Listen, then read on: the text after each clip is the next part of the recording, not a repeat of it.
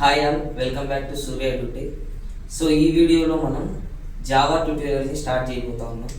Okay, so మన concept name వచ్చేసరికి Java. Okay, so అసలు జావా అంటే ఏంటి అని అంటే, జావా అనేది ఒక ప్రోగ్రామింగ్ లాంగ్వేజ్. లైక్ ఇప్పుడు జనరల్గా మనకు కూడా చాలా లాంగ్వేజెస్ ఉన్నాయి, తెలుగు, హిందీ, ఇంగ్లీష్. సో ఇవన్నీ ఏంటంటే హ్యూమన్ అండర్స్టాండబుల్ లాంగ్వేజ్.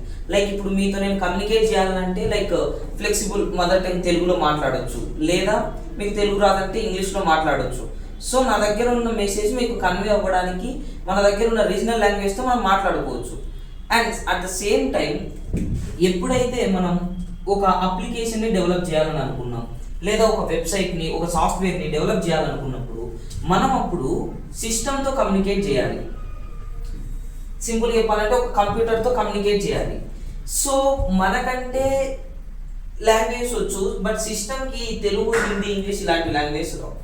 సో దీనికి వచ్చే లాంగ్వేజ్ ఏంటి అని అంటే జీరోస్ అండ్ వన్స్తో ఉంటుంది. దీన్ని బైనరీ లాంగ్వేజ్ అని అంటాం. ఓకే, సిస్టమ్కి వచ్చే లాంగ్వేజ్ ఏంటి? Binary language. సో ఇది కూడా జీరోస్ అండ్ వన్స్తో ఉంటుంది. సో ఇప్పుడు క్వశ్చన్ ఏంటంటే మనం జీరోస్ అండ్ వన్స్తో ఉన్న లాంగ్వేజ్ నేర్చుకోవాలని అంటే అవసరం లేదు. సో ఇంగ్లీష్లోనే కోడ్ రాస్తూ ఇంగ్లీష్లోనే అవుట్పుట్స్ తెచ్చుకుంటూ ఇంటర్మీడియట్లో ఈ బైనరీ లాంగ్వేజ్గా కన్వర్ట్ చేయడానికి చాలా లాంగ్వేజెస్ ఉన్నాయి. లైక్ మార్కెట్లో మనకు అవైలబుల్ ఉన్న లాంగ్వేజ్ ఏంటంటే first C++, C#, Java, Python etcetera multiple language మనకు అవైలబుల్గా ఉన్నాయి. సో ఇంగ్లీష్లోనే కోడ్ రాసి ఇంగ్లీష్లోనే అవుట్పుట్స్ తెచ్చుకోవడానికి, బైనరీ కోడ్గా ఇంటర్నల్గా అదే కన్వర్ట్ చేసుకోవడానికి మనకు మల్టిపుల్ లాంగ్వేజ్ ఉన్నాయి. దాంట్లో వన్ ఆఫ్ ద లాంగ్వేజ్ ఏంటంటే ఈ Java programming language. Okay, so coming to definition of Java. Java అంటే ఏంటంటే Java is a high level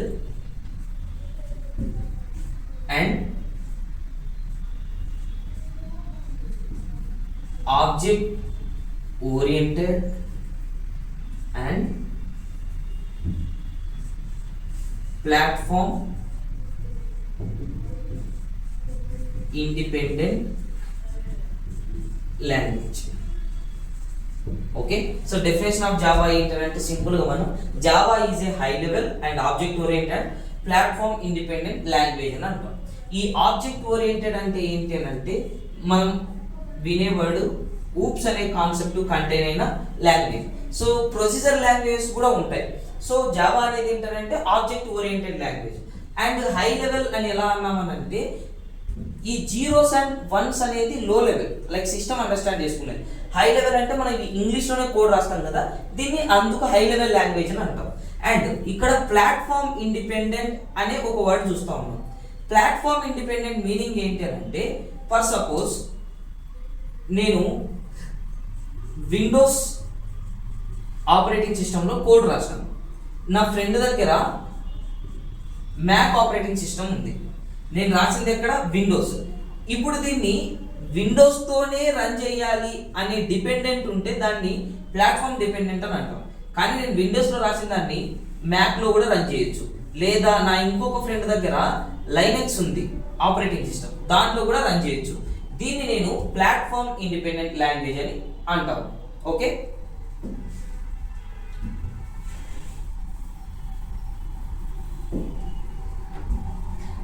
then and Java is a high level and object oriented and platform independent language, and which was follows ORA principle. Okay, ORA principle అంటే ఏంటి అని అంటే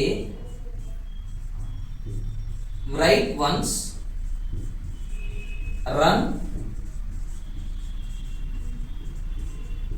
anywhere. Okay, ఓరా design pattern అంటే ఏంటి? Right once అంటే ఒక దగ్గర రాసి ఎక్కడైనా రన్ చేయొచ్చు. సో ఇందాక మనం చెప్పినాం జావా అనేది ఏంటి అంటే ఫస్ట్ కంపైల్ చేసి బైట్ కోడ్ని కన్వర్ట్ చేసి ఇస్తుంది. లైక్ ఏం చేస్తుంది, జావా అనేది కంపైల్ చేసి బైట్ కోడ్ని డాట్ క్లాస్ ఫైల్ రూపంలో ఇస్తుంది. ఇప్పుడు నేను ఈ డాట్ క్లాస్ ఫైల్ని వేరే ఆపరేటర్ని కూడా సెండ్ చేసి దాన్ని నేను రన్ చేసుకోవచ్చు. దాన్ని నేను ఏమంటున్నానంటే రైట్ వన్స్, ఒక దగ్గర రాసి రన్ ఎనీవేర్, వేరే చోట ఎక్కడైనా దీన్ని రన్ చేయొచ్చు. Okay fine. సో దీన్ని రైట్ వన్స్ రన్ ఎనీవేర్ అని అన్నాం. Then Java was developed by Sun Microsystem in year 1995. Currently in under Oracle. So ఈ జావా అనేది 1995లో సన్ మైక్రో సిస్టమ్ అనే కంపెనీ ఈ జావాని డెవలప్ చేసింది. ఓకే, అండ్ పర్టికులర్గా in Sun Micro system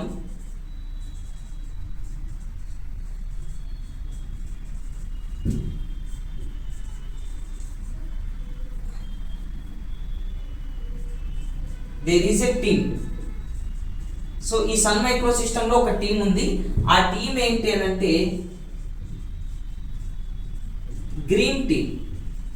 okay, ఈ టీం డెవలప్ చేసింది. అండ్ పర్టికులర్గా ఈ టీంకి లీడ్ చేసిన అతను ఎవరైతే ఉన్నారో James Gosling is known as father of Java. So ఈ జావాని డెవలప్ చేసినది సన్ మైక్రో సిస్టమ్, అందులో ఉన్న గ్రీన్ టీమ్. దాన్ని లీడ్ చేసిన అతని పేరు ఏంటంటే జేమ్స్ గాస్లింగ్. ఇతనికి రెస్పెక్ట్ఫుల్గా దీనిని అంటారు అంటే ఫాదర్ ఆఫ్ జావా అని ఇతన్ని పిలవడం జరుగుతుంది, జేమ్స్ గాస్లింగ్ అనే అతను. సో ఓకే గైస్, సో ఈ పర్టికులర్ సెషన్లో మనం విన్నది ఏంటంటే introduction to Java. So Java అంటే అసలు ప్రోగ్రామింగ్ లాంగ్వేజ్ అంటే ఏంటి, ప్రోగ్రామింగ్ లాంగ్వేజ్ ఎందుకు స్టార్ట్ చేసినాము, అండ్ జావా ఎగ్జాక్ట్గా డెఫినేషన్ ఏంటి, అండ్ ఇది ఏ ప్రిన్సిపల్ని ఫాలో అవుతుంది, ఇది ఏ కంపెనీ దీన్ని స్టార్ట్ చేసినారు, ప్రజెంట్ ఏ కంపెనీ అండర్లో ఉంది, అండ్ అస్ వెల్ యాజ్ ఆ కంపెనీలో ఏ టీం దీన్ని డెవలప్ చేసినారు, అండ్ జావాని రెస్పెక్ట్ఫుల్గా ఒక పర్సన్ని ఫాదర్ ఆఫ్ జావా అంటారు. ఆయన ఎవరు అనేది కూడా ఈ పర్టికులర్ వీడియోలో చూసుకున్నాం. Okay guys, so this is about this video, and next వీడియోలో మనం హిస్టరీ ఆఫ్ జావా గురించి తెలుసుకుంటాం. Okay, thank you guys, thank you for watching and keep supporting to Surya edutech. Thank you.